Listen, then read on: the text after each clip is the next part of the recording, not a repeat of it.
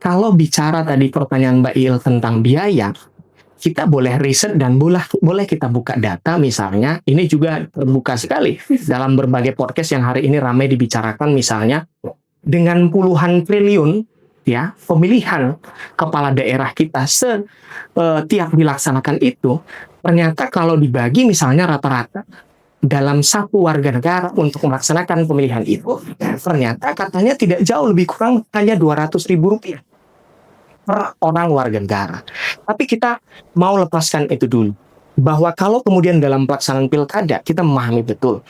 ada pilkada misalnya kampanye, ada pilkada misalnya melaksanakan pencetakan APK namanya, ada pelaksanaan pencetakan BK namanya, alat peraga kampanye dan bahan kampanye. Tapi pertanyaan kritisnya Mbak Il dan Mbak Linda, apakah sebenarnya justru yang lebih mahal itu biaya pelaksanaan kampanye di lapangan, atau jangan-jangan ya saya pakai bahasa misalnya, jangan-jangan justru misalnya dalam praktik lapangannya untuk saya misalnya atau Mbak Iil nanti digadang-gadang sebagai calon wali kota Bengkulu misalnya butuh syarat dukungan minimal partai politik, jangan-jangan